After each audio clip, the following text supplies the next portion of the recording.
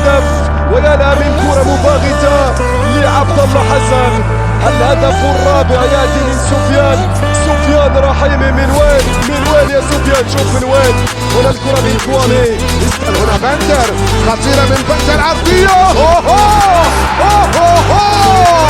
الله يا سفيان، الله، هدف تاريخي، هدف رائع جدا، عالمي يا سفيان، عالمي يا سفيان رحيمي. من بين الجميع تظهر قتل قاتلة يا سفيان رحيمي، يضع فيها الكرة في المرمى مسجلا هدف ثاني للعين، هدف ثاني للزعيم. من كان يتوقع لافا من سيسجل سفيان يضع العين في لحظات الأمان، وهدف جميل على الطاير. يا الله يا سفيان. باي الكرة معاه، خد مساحة، صوب عرضية، لعبة سفيان. يا هذا وهو رحيمي، لو كان قاسي كيف تكون ستكون من رحيمي سفيان.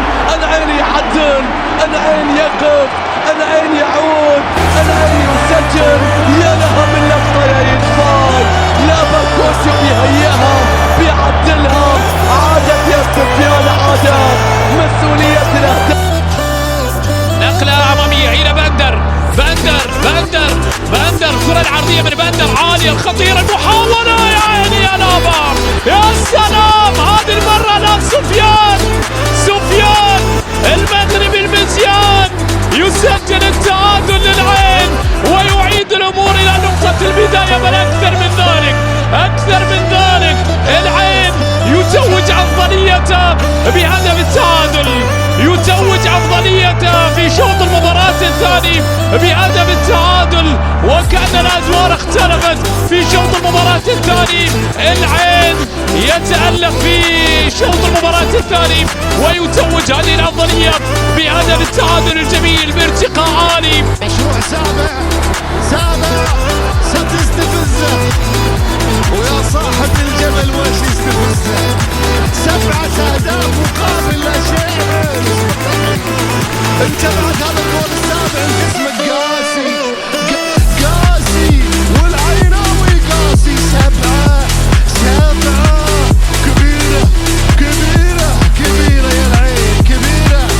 الهدف السابع من سفيان قاسي.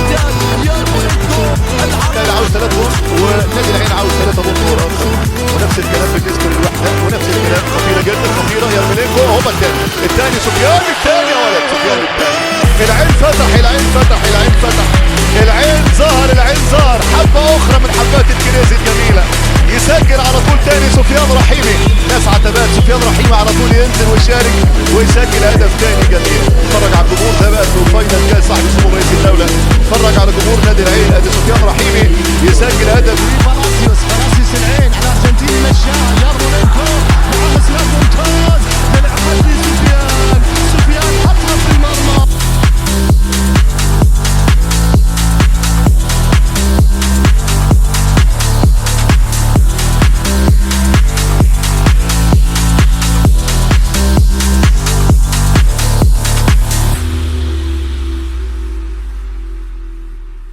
الاحبابي بيتكلم مع لابا وبيتكلم مع كاي، والعرضيه خطيره جدا الهدف الثاني، والهدف الثاني لصالح الزعيم لصالح سفيان رحيمي يسجل. بقول لك حذاري من نادي العين، حذاري من نادي العين، عنده كل الحلول الحقيقه الممكنه، عنده كل الحلول الممكنه يسجل الهدف الثاني. فريق نادي العين يتقدم في مرمى نادي دبا. خد بقى من اول الربع ساعه الاول هيتغير دلوقتي اداء نادي دبا بعد التغيير. عالية وعرضية كاي بيلعبها في المرمى في الدقيقة 88. العين يسجل، العين يسجل هدف يبث الحماس في المدرجات العينوية، ومن غيره النادر يسجل ولا سفيان. 2-1